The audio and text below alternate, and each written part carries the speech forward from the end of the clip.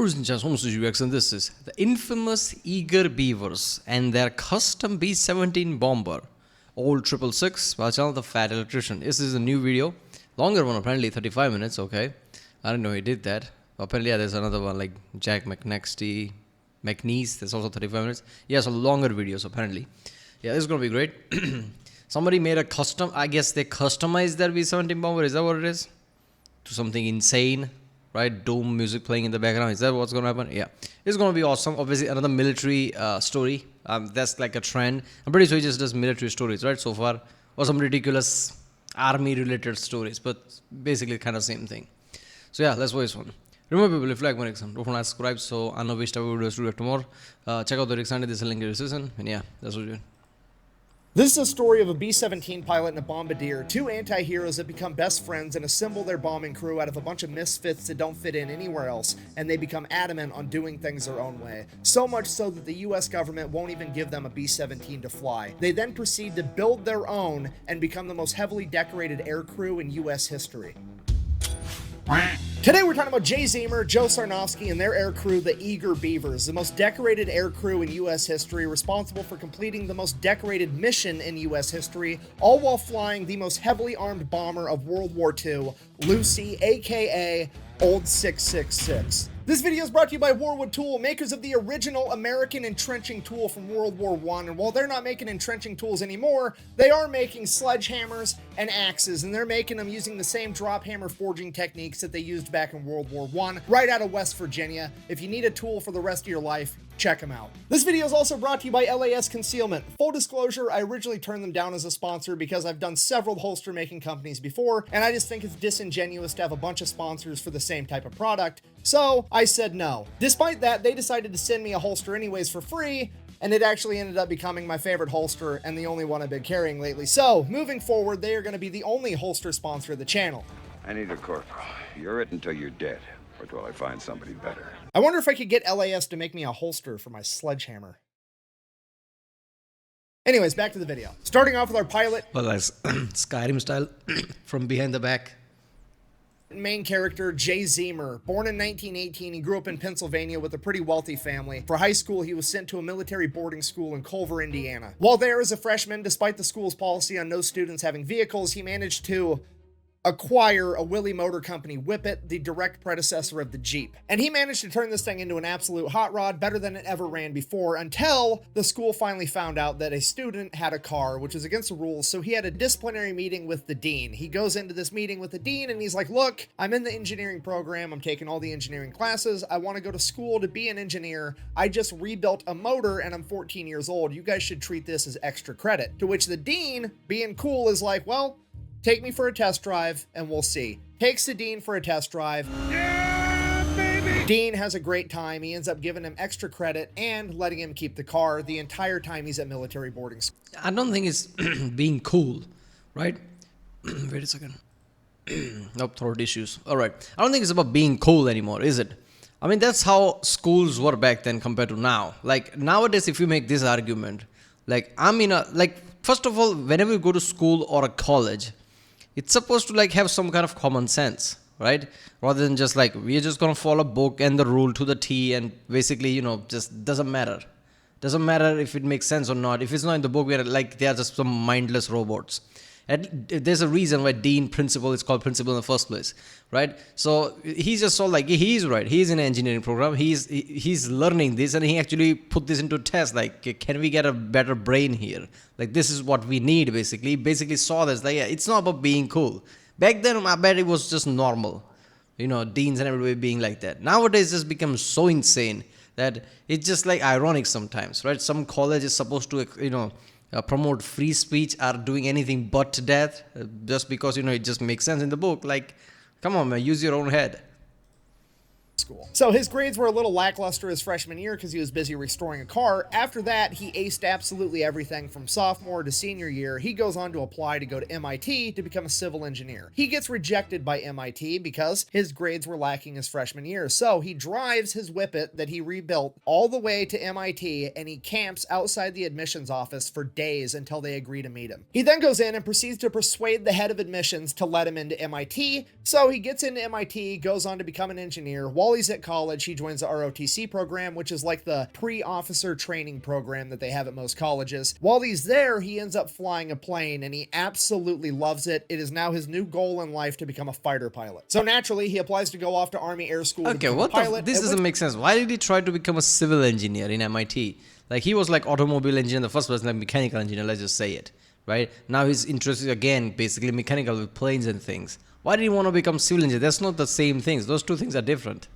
Point, he is pretty much immediately informed there's a 0% chance that he will ever get inside of a fighter plane because he's way too big. At this point in time, they only let the smaller guys be the fighter pilots, and all the bigger guys had to go work in bombers, and Jay was a big dude, well over 6 foot. So it's not exactly what he wanted, but it is the next best thing. No big deal. He goes in, does the paperwork, does the physical exam. Bad news, his eyes suck, and his vision is not good enough to become a pilot. So the entire notion of being a pilot gets shelved for now, at least. He goes back to college, continues going through the ROTC program to be an Army infantry officer, and while this is going on, he's constantly researching on ways to make his eyes better, and he finally comes across this crazy optometrist named Dr. Bates, and he has the Bates method. Basically, this method wanted to treat your eyes like they were muscles. Bates believed that glasses enabled your eyes to be lazy, so he would crush his patients' glasses and then force them to do a bunch of eye straining exercises in hopes of building up better vision, similar to how you would lift weights to get bigger muscles. One of these exercises included staring directly into the sun. Obviously, with hindsight being 2020, this didn't work that well, and it certainly wasn't recommended, but the young Jay Zemer wanted to be a pilot so bad that he was in fact willing to go outside every day and attempt to beat the sun in a staring contest. Oh, steep burn. Oh, so deep. Essentially trying to give himself a caveman version of LASIK. Obviously, this does not improve his eyesight. If anything, it makes it better, but it does highlight just how bad this guy wanted to be a pilot. So, World War II kicks off, standards get... Okay, you know what, glasses and all that for pussies. It's like muscle, you train it. The more strong, just more of a sturdier condition you are, the more better you get. How to study your eyes? It's vision. So fuck it, just look in the sun. That will do it. The logic is insane. Get lowered, and he gets accepted into the bombing program. And from there, he becomes the top of his class pretty much immediately. He is so good at flying bombers that he can actually perform fighter maneuvers inside of a bomber, which is something most pilots would never even imagine. Yeah, but not only is he bomber. naturally talented at it, he also works extremely hard. He could tell every single American, German, and Japanese plane and their capabilities just by their silhouette. Friend or foe? Foe. No, you idiots. It's a pigeon. So Jay Zemer is hands down the best bomber pilot in training right now, and somewhere along the lines, during training, he becomes friends with the best bombardier in training by the name of Joe Sarnofsky. This guy is basically the Larry Bird at putting warheads on foreheads. They hit it off, they become best friends, they have a ton in common. After they graduate from school, they get separate missions, and they get separated. So early 1942, Jay Zemer gets assigned to the 5th Air Force, and he's not happy about it, because the 5th Air Force is also referred to as the Forgotten Fifth. The reason they're called that is because they are stationed in Australia, and their job right now is to basically run a containment war against Japan, trying to slow them down and contain them to the Pacific. And at this point in time, nobody cares about the Pacific theater. The entire world is watching the European theater as America and Great Britain fight their way through North Africa into Italy to take back France and eventually overthrow Germany. That's where the majority of the funding's going. That's where all the attention and glory is. That's the place where young, motivated men like Jay Zemer want to be. But that didn't happen. So Jay shows up to Australia. He is the FNG, the fucking new guy. Nobody trusts him. He has zero street cred. Nobody wants him in their crew. Now, this is partially due to the fact that he's the new guy. This also makes me think like how military obviously sees personnel as just units, numbers basically, rather than actually realizing their potential in a way. Obviously, there is a program to basically promote them at certain position. That kind of works. But still, like, how many, really good soldiers, like, basically, like this guy is talking about, right? Innovative, like, really just better, like, all the war heroes and names we know of world wars, right? How many of them just didn't get to see the action because they were stationed somewhere else? Or how the war would have changed in any way if they were there? Because it doesn't matter, like, you just think, like, realistically, like, few people can't do anything. But I guess it depends, like how good they are and where they are posted, in which position they are. There are way too many names in world wars, basically, that basically change the landscape, essentially. Without their escape, maybe some victory would have been possible, but yeah, it's really hard. So some of them have that kind of effect. Imagine how many of them didn't see the action because they were somewhere else. And that's just how it goes for new guys, sure, but mainly it's because the Japanese are kind of kicking America's ass right now. It's mid-1942, America just got involved in this war, a lot of their pilots are inexperienced, a lot of their equipment's outdated, and everybody's giving all the funding to the European theater, so it's not a great time. And you gotta remember, since this is 1942, America hasn't come out with the Hellcat or the Corsair yet, meaning that America has no fighter plane capable of going toe-to-toe with the Japanese Mitsubishi Zero. So even if the bombers did have a fighter escort, they weren't capable of going toe-to-toe with the Japanese Zeros anyways, so it has never been more dangerous to be inside of a bomber, and it has never been more important to have everybody in that bomber crew as good as possible to increase everybody's chances of survival. If so facto, nobody wants to risk it on giving a new guy a shot. So it becomes apparent to Jay early on that if he ever wants to get up in the air, he's gonna have to do some gangster shit. So he goes over to the bulletin board, and on that bulletin board are the missions that are deemed so incredibly dangerous that they are volunteer basis only, and he starts volunteering for all of them, filling in any position where he's needed. The majority of these missions would wind up being reconnaissance missions, which is where they're going to take a B-17 Flying Fortress, instead of filling it with bombs, they're going to fill it with extra fuel tanks, equip it with cameras, and send it way off into enemy-held territory all by itself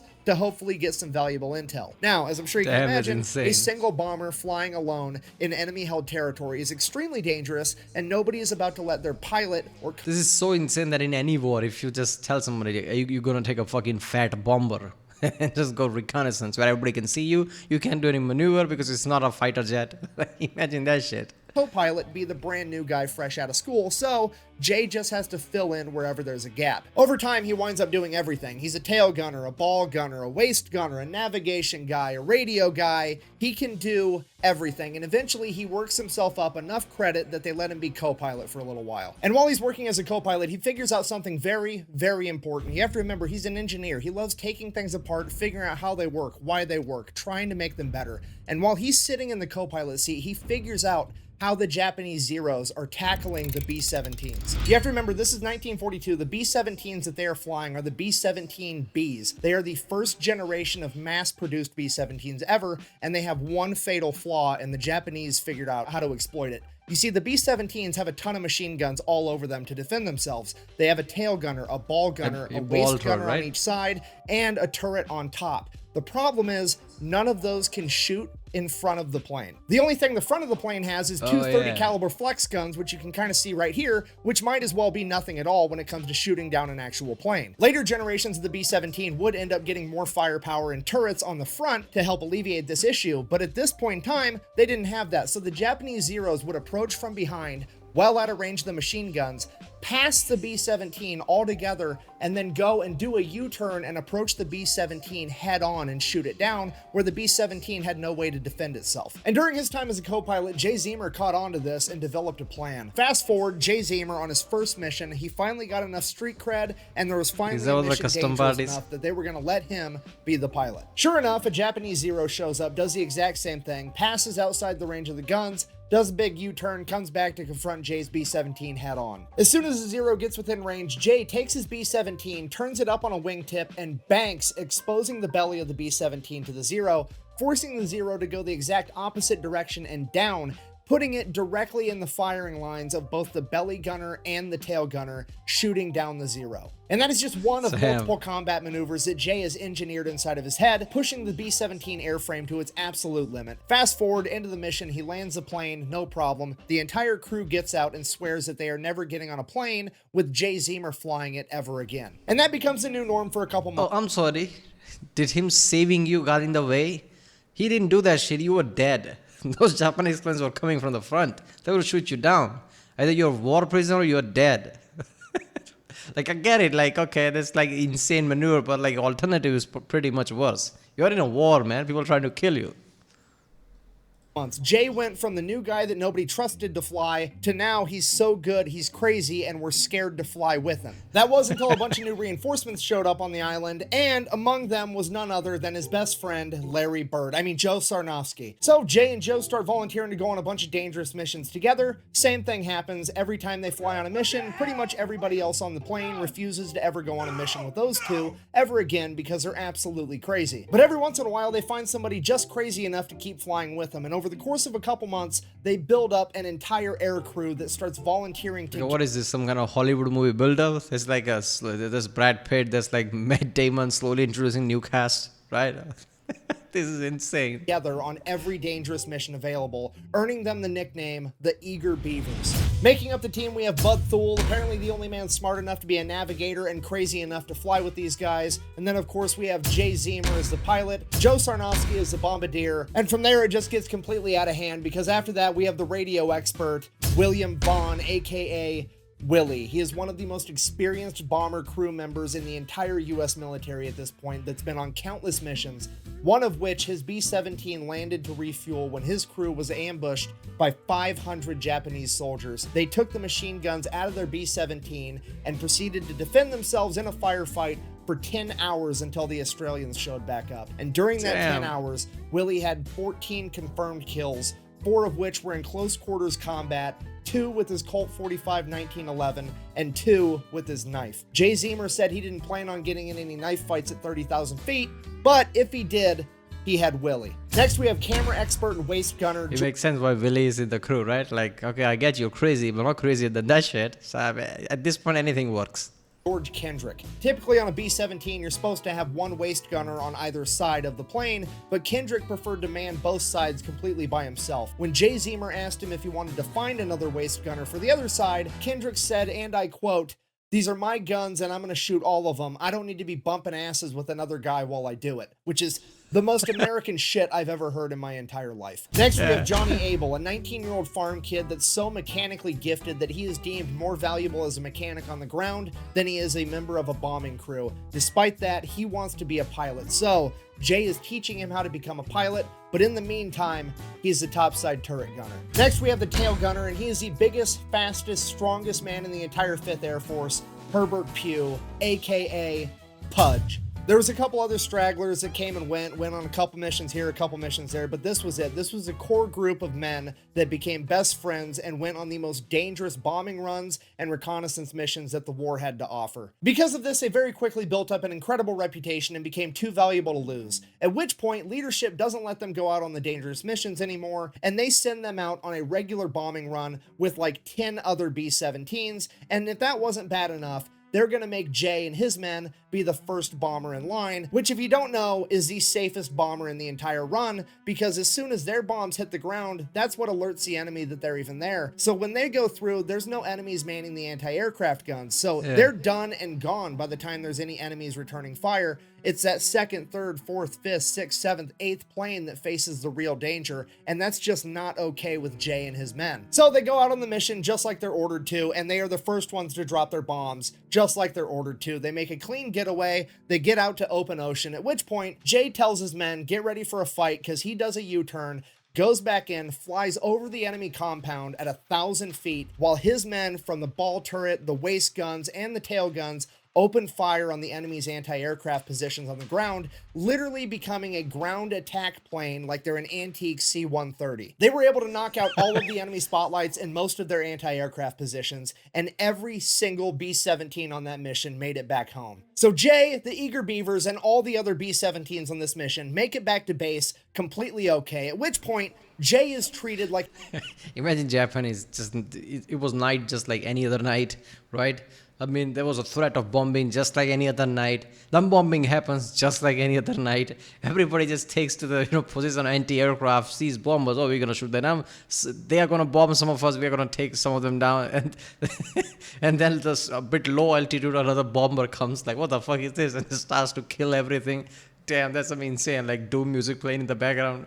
Every other bomber just basically makes it safe. like a hero by his commanding officers. No, I'm just kidding. You see, the commanding officers can't give themselves a bunch of medals if their men are defying orders but doing the right thing because it makes them look bad. So naturally, Jay is somehow the bad guy here. So he and the Eager Beavers are all confined to quarters pending court-martial. The only reason that Jay and his entire crew weren't kicked out of the military right then and there was because there was a journalist in Australia with the 5th Air Force that heard the story from one of the other B-17 crews, and they reported on it, writing a story that would end up getting read by a congressman that wanted it investigated, and he demanded and ordered that chain of command to give Jay, Joe and all of his men on that air crew a silver star. So at that point, Jay and all of his men get a silver star. Leadership just kind of has to drop the issue. Exactly, people. Only reason right thing mattered is the high enough people hear about it. Otherwise, it doesn't work. It makes sense in a kind of like it's a war, right? Doesn't matter how good you are. If you don't follow chain of command, it can become really disastrous. So as a whole war, you need people who basically follows orders. It kind of makes sense, but still. I mean, there have been many instances like that. Probably there, really good people obviously going to be a bit hothead, ignoring orders and getting court-martialed rather than actually. It's a war going on. You need your best people. I guess you need a military committee who sees this, basically assess it based on what it actually was, rather than just like blindly follow code like that. Disobeyed order. That's it. But also, fuck these guys. We're not going to give them easy missions anymore. We're only going to give them the hardest missions we have. And if they die, they die. We don't really care anymore because they made us look bad. Which is exactly what Jay and his men wanted all along, so it all works out. All right, fast forward. Next big dangerous mission, officially known as Flight of the Geishas. Naval code breakers have deciphered enough messages to figure out that in the city of Raboul, there's a hotel, and the penthouse of that hotel is being used as an exclusive officers club where they are being entertained by a bunch of geishas and getting hammered. And among those officers is rumored to be none other than Admiral Yamamoto, the leader of the entire Japanese Navy. Their mission is to fly in with a single B17 under the cover of night, bomb that hotel, take out all the high-ranking officers, and make a clean getaway. So Jay and the crew get pulled in, they get briefed on the mission, no big deal, everybody's gonna go off to bed, they got a big day tomorrow. Everybody except for Joe Sarnofsky. He stays up all night long studying the map of the city of Raboul. Nobody knows why. They just think he's overcautious. They go to bed. Joe stays up. Fast forward the next day, they take off on their mission. Jay flies them all the way there, gets them real close to the hotel, at which point Jay can actually send the controls of the plane over to Joe Sarnofsky in the bomb bay, so Joe can control the plane and really line up the shot that he wants with this bomb. So Jay sends the controls over to Joe. Joe opens the bomb doors and veers way off course, miles and miles off course, like 10 miles off course. What? Joe steers this plane, essentially blind, driving the plane just from what he can see outside of the bomb bay. And then, before anybody even knows what's happening, Joe just says bombs away, drops the bombs on a seemingly random location, and sends the controls back over to Jay. Everyone is completely confused. Nobody knows what's going on. The bombs make impact, and there is a humongous explosion, way bigger than this 500-pound bomb could have ever done on its own. Joe had just hit a major ammunition depot for the entire Japanese Navy, and his single bomb set off a chain reaction, blowing up the entire facility. Come to find out, Joe Sarnofsky didn't feel right about killing innocent geisha girls, and he decided that he was going to find a target that was just as, if not more valuable than the officers club, and blow that up instead. So they make it back to base, tell leadership everything that happened, and leadership is absolutely furious that they decided to do their own thing instead. They interrogate the entire crew, but nobody is ratting on Joe Sarnofsky. Yeah, something, didn't you, Jerry? I did not say nothing, man. Why you always I did. What you say? I told him I was banging his wife. So as a punishment, they're ordered to do the mission again, and this time do it right. But that is essentially a death sentence, because now they know that the Americans are bombing the city and they're going to be on high alert. So they're just going to do it anyways, and I think leadership was actually trying to get them killed, but it's not really going to work out that way. So crew goes to bed early. Joe Sarnofsky stays up all night again, studying the map of the city of Raboul. And yet again, the same exact thing happens. Jay gets him all the way there completely undetected, sends the controls of the plane over to Joe. Joe opens the bomb bay, veers way off course, miles and miles off course, bombs a seemingly random location, and there is an even bigger explosion than the day before. What's happening? It is an enormous explosion. Jay had just taken out a major fuel depot again for the entire Japanese Navy. They make their way back to base, at which point they are effectively grounded, and leadership will never give them a B-17 to fly again because At this point, they are like basically chain of command themselves. Like, orders, what orders? I think I'm going to analyze this better. I mean, I get it from the military perspective, like why they're doing what they're doing. But I don't know if anybody, first of all, this is war, all right? I mean, this war can go anywhere. Like he said, like US didn't have really good planes around this time. And you have a team that's insanely good, who's doing basically death-defying missions right here, right? And I get it, like it's, a defining chain of command, that's a problem. But I guess higher ups should figure out a way to basically promote them and give them some place where they can do this and reconnaissance and everything and do their missions their way, right? It's a war. I don't know, rather than just basically put it out, oh, you did the bad thing and putting them in the corner. Use them properly. Because they refuse to follow orders. And they are given absolutely no credit for single-handedly bombing major fuel and ammunition depots in the city of Raboul. Alright, so leadership's being a bunch of dicks. They're not going to let Jay and the Eager Beavers fly any more of the good B-17s, which sucks because at that point there's really nothing that they can do unless they plan on building their own airplane, which is exactly what they do. So Jay and the Beavers go out to the boneyard, and the boneyard is not just where planes go to die. They go there to be cannibalized for any good parts they may have left to keep all the other planes still running. And what they come across is what used to be a B-17. It has been stripped of every usable part and is covered in bullet holes, and there is no way that this thing is gonna fly. The only identified... This is a fucking Hollywood movie. Like I said, Brad Pitt, Matt Damon, and whatever. This is what we're doing, boys. And it's like, oh man, how are we gonna make use of them montage plays and they make scrap plane into some good one? This is insane. Characteristics Real of this life plane movie at all was the faded word Lucy up on the front and the tail number 2666, which would later bring about its nickname, Old 666. So now they have a plane, they just need to fix it, a seemingly impossible task, but they have Jay Zemer, the engineer, and Johnny Abel, the 19-year-old mechanical prodigy, that set forward restoring this plane, while everybody else on the crew goes out and steals all the parts they need to do it. I mean, strategically transfers equipment to an alternate location. Some of the equipment that the Eager Beavers managed to acquire included 4 new Cyclone engines, radio equipment, camera equipment, and 19 50 caliber machine guns. Right off the bat, we have a problem because right around the time that the Beavers start finding all of this amazing equipment, a bunch of other air crews seemingly have lost a bunch of their amazing equipment. So a bunch of them are going to go back and try to steal it off of Old 666, at which point the only logical solution is for the entire crew to start living on Old 666 while they restore it all day and all night and spread the word that the 50 caliber machine guns are loaded, and if that doesn't work, you get to fight Willie about it. At this point, leadership has completely lost control of the situation. Everybody's calling Jay Zemer and the Eager Beavers pirates, renegades. Everybody's looking at leadership to stop them, at which point leadership is kind of like, fuck, I think they might be talking to me too, and I don't want to fight Willie, so we're all just going to look the other way. Like we talked about earlier in the video, there's not much firepower. General, you gonna do something about it? Who, me? I'm not fighting Willie. Have you lost your mind?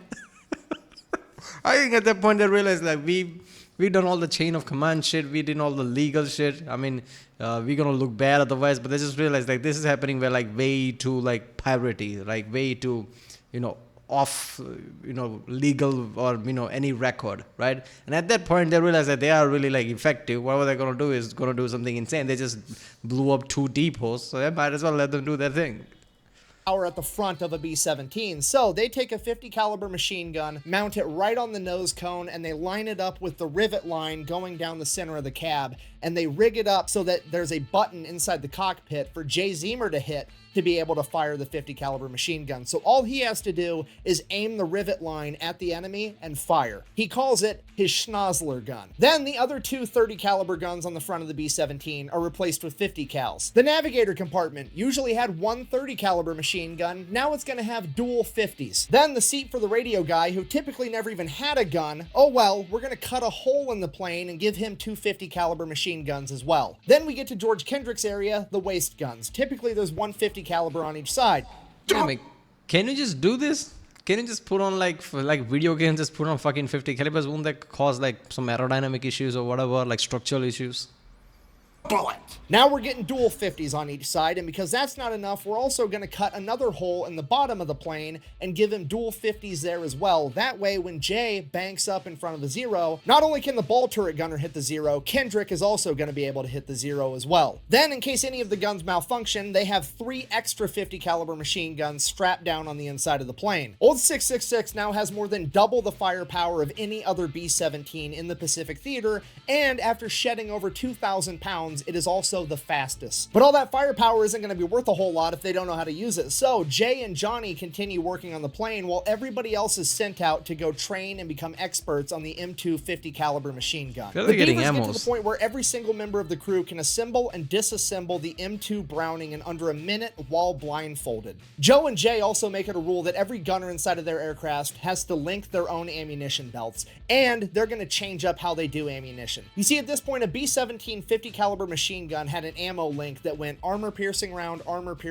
incendiary round, tracer. If you don't know, a tracer is like the little one that looks like a laser beam coming out from Star Wars. They do that so that you can tell where your fire is going and so that your friends that's can what see that where your is. fire is going. They start linking their ammunition. What? That's what that is. I always imagine, like, what are those machine guns? Every time I see planes, like, there is like a laser beam type of thing. Like, is that how 50 caliber BMGs look or something? Like, when they travel, like, why is there a literal streak there? That's why they're like every few moments there's a streak of light. It's a literal tracer round. So you can see at night where you're shooting. Oh, this is so good. They actually had to figure that shit out. Like, we're going to have, on this build, we're going to have different, like, armor piercing, fire round, all this, and also one tracer round, just so we can see. Every time I just thought, like, maybe at night the way the camera showed, I guess the shutter speed was just like that. I guess, I don't know, they can just see the fire from 50 caliber, but I don't know. Then again, when you really think about it, why would 50 caliber be seen? Like, it doesn't produce light, right? Once it's traveling, so yeah, it makes sense. Tracer rounds.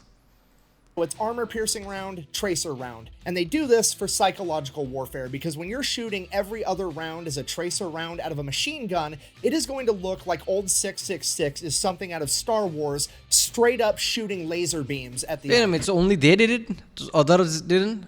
Because I'm pretty sure I remember watching all the clips from the war's time and they shoot this machine gun. There's always like this line type of thing goes.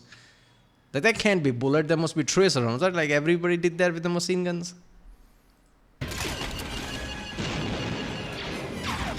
So they finish up the plane and they start volunteering for every single dangerous mission that they can find. They volunteer for so many missions so often that they never actually got an opportunity to finish the nose art on the plane like you see Wait all a minute, they're doing official missions, like they're volunteering for official. Why are they not going like, you just stole all these parts without approving anything? You have a plane that is not on our register. Like, what you talking about? What mission? the other bombers have in the movies and in the old pictures, and that's why the plane never got a cooler nickname other than its tail number, Old 666. Now, most of these missions, just like before, are recon. It is Jay, the Eager Beavers, and Old 666 going up into enemy territory completely by themselves, and every single time they come into enemy zeros, they light them up. The new machine guns are incredible, and Old 666 is the aerial equivalent of George Foreman on his second title run. He's big, he's fat, he's got terrible gas mileage, but if you're going to stand in the pocket and trade with them, you're probably going to It's get a put tank. in the ground. Allegedly, with the combination of increased speed, increased firepower, Jay's piloting tactics, and the entire crew's newfound machine gun proficiency, they were shooting down so many enemies that it became unbelievable. So the crew came back and people started doubting them. So they're like, fine, we're just gonna rig up the cameras to turn on every time we start firing the machine guns. That way, we film us shooting down the enemy fighters. Which is the most world star shit I've ever heard in my entire life. They were It literally did? kicking so much ass that to get people to believe them, they had to prematurely invent the GoPro 70 years ahead of time. The beatings continue for a little while. Old 666, the Eager Beavers, and Jay Zemer build up this enormous reputation, and eventually leadership would approach Jay with the most dangerous mission he'd ever heard of. Alright, so here's a mission. The Marines are going to make a 40,000 man amphibious landing in Bougainville. But before they do that, they wanted to get aerial footage over the coastline because they wanted to find out where all the reefs were so the Marine Corps didn't get caught up on the reefs with their amphibious landing vehicles. The problem with that is the only way to get enough high definition in that footage Daylight. to be able to see reefs that are underwater is to use a trimetragon camera setup, which is 3 cameras where they merge all the footage together. And the only way to actually film this and make it work is to fly in a perfectly straight line under perfect weather conditions, and they can't move the plane at all. Even a single degree of tilt would yeah. ruin the entire thing. They didn't have And in AI. order to film this coastline, they're going to have to do that for 22 minutes straight in enemy territory, and that enemy territory may or may not have enemy fighters and anti-aircraft guns on the coast. And if there is anti-aircraft guns on the coast, it's pretty much game over, because again, they have to fly in a perfectly straight line for 22 minutes straight in broad fucking daylight. the worst gunner on the planet has enough time to get dialed in and shoot them down. And that's assuming they even make it to the coastline, because Bougainville is 600 miles into enemy-held territory. Because of this, the leadership only approached Jay with this mission because they were just hoping that he would pilot it. They never in their wildest dreams imagined that his entire crew would volunteer to go on this mission because it had such a low chance of survival. Despite that, after being briefed on the entire thing, Jay rushes over to the bear. Let me guess. What they're gonna do is like they're gonna fly straight line. They're gonna find enemies, but instead of swerving or anything, they're just gonna shoot their machine guns, right? Kick everybody's ass. Is that what's gonna happen? Barracks where the Beavers are, briefs them on the entire thing, and he's like, look, I'm calculating there's like a 10% chance that we survive this. I don't expect any of you to go with me. I don't blame you if you don't in any way, but if you do want to volunteer, there's nobody I would rather have up there with me than you guys. At which point, every single one of the eager Beavers stands up, and they're going with him. Whose car are we gonna take? Later on, when retelling this story, one of the Beavers is quoted as saying, "We thought so much of Captain Zemer and his abilities that we didn't give a damn where we went, just so long as he wanted to go there. Anything okay by him was okay by us." Jay then runs back over to the colonel that had just briefed him. As he is pinning the volunteer slip onto the board to collect volunteers for this mission, Jay grabs a paper, crumples it up, says that him and the eager Beavers are going to take the mission on one condition. He does it how he wants to do it, and they have no further input. He will get the mission done. At which point the colonel agrees, and it's settled. The only thing to do now is to get prepared for the mission and wait for Army meteorologists to tell them that they're going to have a day clear enough to actually pull this off. It's monsoon season, a couple of weeks go by, and then finally they get word from the Army weather guys, hey, tomorrow's the day the weather's going to break, you can get this mission done. So they all get prepped and they take off first thing in the morning when it's still dark out for this dangerous mission. So they take off, they're making their way over to Bougainville, they get like halfway there, it's still dark out, everything's going great, and leadership radios over to Jay and they're like, hey, by the way, extra credit, it would be pretty cool if you could pop up to the top of the island and film Buka Passage as well. We don't need trimetragon footage, just normal footage would work. You can do it while it's still kind of dusk out. If you could get that done too, that'd be great. At which point Jay is like, no, I don't need extra credit during this extremely dangerous mission. That wasn't what we agreed to. I'm not doing that. Then they're like, well, too bad, it's an order. To which he just like hangs up on the guy. He doesn't really care. He's going to do what he wants anyways, because that's been his MO the entire time. Yeah. Okay, fast forward. They get all the way to Bougainville. It's still too dark out for them to start filming with this trimetragon footage. So Jay asks the crew, and he's like, look, I can do a U-turn. We can fly 15 minutes out over the open ocean, do another U-turn, come back. That'll be half an hour. That should be bright enough by then. Or we could fly like 45 minutes north, film Buka Passage, and then come back and do this after. And the crew is like, whatever, I don't care. So they go, they film Buka Passage, then they come back. It is now broad daylight, so they start filming their trimetragon footage. They get 5 minutes into the 22-minute run, and they come up on a Japanese airstrip. And on that airstrip is over 20 Japanese Zeros, and he can see men running out to the planes to come get him. Now, Jay doesn't realize it at this point, but these weren't just normal Japanese Zeros. This was one of the best fighter squadrons that Japan had that was specifically brought in to go take out Admiral Halsey. And in this squadron, they had 2 aces with a combined over 30 confirmed air-to-air kills. And even if this wasn't a specialized badass fighter squadron, 20 on 1 is still completely undoable. They'd gone up against 5, 6, 7 Zeros. They'd never gone up against 10, let alone 20 plus. It's at this moment that Jay has to make a decision, because he knows that by the time all the Japanese Zeros get up in the sky, get in their formation, and actually attack him, he's going to have just enough time to finish this camera run. However, then he's going to have to fight his way out, which is probably a death sentence. Or he could cut and run right now, and he's almost guaranteed to be able to get away with a 20-minute head start. He's taken a second to weigh his options and really think about it, and he's just about ready to cut and run, and he looks down at the water, and he can just see all these reefs just right below the water, and he just envisions 40,000 Marines and their amphibious landing vehicles hung up on these reefs, getting cut down by enemy defenses and machine gun fire, and he decides that he's going to risk it to try to save these guys. And for the next 17 minutes, the crew gets ready for a fight as Jay keeps the plane completely straight and level in broad daylight as all the Zeros get up in the air to come get them. Fast forward 17 minutes later, 24 Japanese Zeros have caught up to them, and they are trailing just behind 666 out of machine gun range. Right as George Kendrick comes over the radio and says, give me 30 more seconds, 3 Zeros pass along the outside, do their U-turn to begin their attack run against 666. Then George Kendrick radios again that he has the film done. At this point, it's too late for Jay to do his normal evasive maneuver where he plays chicken with one of the Zeros, so he just lines up the nose of the plane and his schnozzler gun with the lead Zero, shooting it down. Joe Sarnofsky down below, inside the nose cone manning those guns, manages... Is this like a final battle scene from a fucking movie or something? Again, this is like so. How is there no movie about this? This is like they don't even have to make up anything. This is like this is true story, and there you go. It's like a fucking movie has ever been. Like this is literally like final battle. All odds against them. All the machine guns that they're prepared for them just gonna come at play here.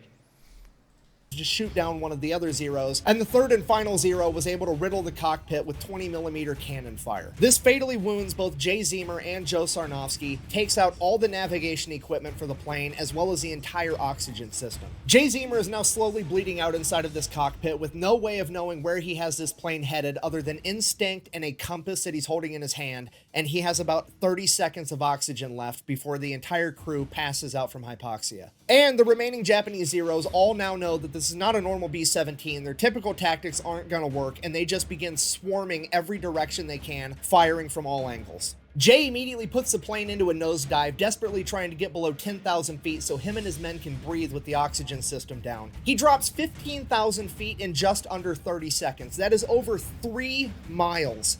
In 30 seconds, this plane drops before Jay pulls it back up, and he estimates that they're at 8,000 feet. He doesn't actually know because the altimeter is broken, and the only way he can tell the altitude that they're at is because he's such a good pilot, he can look at the pressure gauge for the engine manifolds and be able to tell. At this point, the entire situation devolves into an all-out chaotic dogfight. Jay, while still bleeding out, is pulling off combat maneuvers inside of a B-17 that most pilots would never even attempt, and his crew instinctively knows how he pilots, that they are able to pick off these Japanese Zeros one by one. Your average dogfight at this point in time lasted for less than a minute, and this dogfight would drag out for over 45 minutes. And the entire time, Jay Zemer is losing more and more blood and more control of the plane, because at some point, both rudders would become damaged, and he would no longer be able to actually turn the plane using the rudders. But he's such an incredible pilot that he begins individually throttling all 4 motors, throttling one side up and the other side down, turning the plane that way. Throughout the course of this You're firefight, kidding the me Eager right Beavers now. shoot down and completely He just fucking just throttle to turn the plane because rotors are not there. How does that shit happen? Oh god, and he's bleeding out.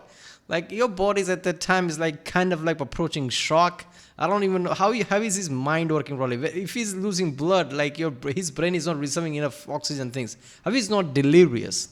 How is he thinking anything? How is he sharp in the first place? This is all insane shit. I guess, I don't know, adrenaline works at this kind of high-stake place. I don't know. This is this is such an insane story.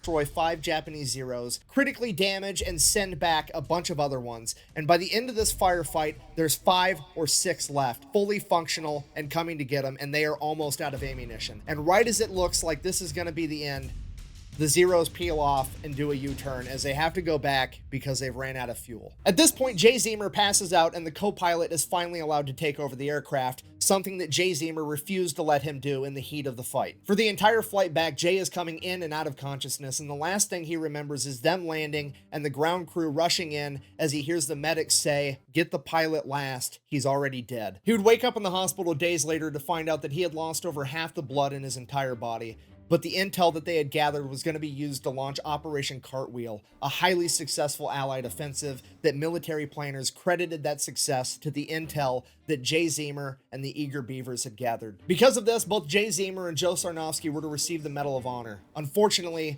Joe would have to receive his posthumously. According to the accounts of the rest of the crew, he was struck by a 20mm round during the first engagement. Despite that, he still managed to man the machine guns at the front of the B-17, shooting down an additional 2 Japanese Zeros before succumbing to his wounds. Damn. As for the rest of the Eager Beavers, 4 of them sustained injuries, but they all survived, and all of them were awarded the Distinguished Service Cross. I mean, 20mm is like such a thick round. I mean, yeah, it was like about to be fatal. Damn, this is so insane.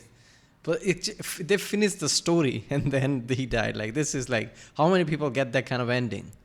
For this mission, making this the most decorated air crew in U.S. military Yeah, history, seriously. and making this the most decorated mission in U.S. history. According to the official Japanese reports, this story is highly exaggerated because according to them, they only sent up 7 Zeros to intercept Old 666, and none of them were shot down. However, when you take into account the verifiable fact that Old 666 was hit with 5 20mm cannon rounds and sustained over 187 bullet holes, and the crew depleted all of their ammunition, literally thousands of pounds of 50 caliber rounds, it kinda sounds like the Japanese official reports are fucking lying so that they don't look bad. In conclusion, lying now you today? know the Come story on. of Jay Zemer and the Eager Beavers, a bunch of young men that blurred the lines between bravery and insanity, that ultimately were deemed so reckless that the government wouldn't give them a B-17 to fly, so they built their own and became the most decorated air crew in America. This is insane. Thank you for watching. Best way to support the channel is go buy some merch over at thefatelectrician.com. Quack bang out. That was a long video this time around. When you're editing this one in post-op, just cut out all the parts where I got teary-eyed. Those weren't emotions. My office is infested with onion-cutting ninjas. Yeah, those are emotional. I ain't crying. Yeah, this is so good, man. But Japanese are still like, I mean, if they had classified information, like tagged classified, they can release now. Like now is no issue. I mean, come on. Back then I understand it, but still. Damn, seriously, this is one of the most insane story I've ever heard about anything military operations. Like this team is like straight out of Hollywood. Seriously, the more I hear about these stories, more I question Hollywood. What are they fucking doing? They have no knowledge of these stories. I mean, this doesn't even require any writing. Just use the original things, and those are the scenes. Those are the end scenes. This is insane. Man, this story is so crazy. I mean, it's so badass at the same point, right? Like, they just fucking pimped their ride up, like, hold the 50 calibers here and there, and it just worked, right?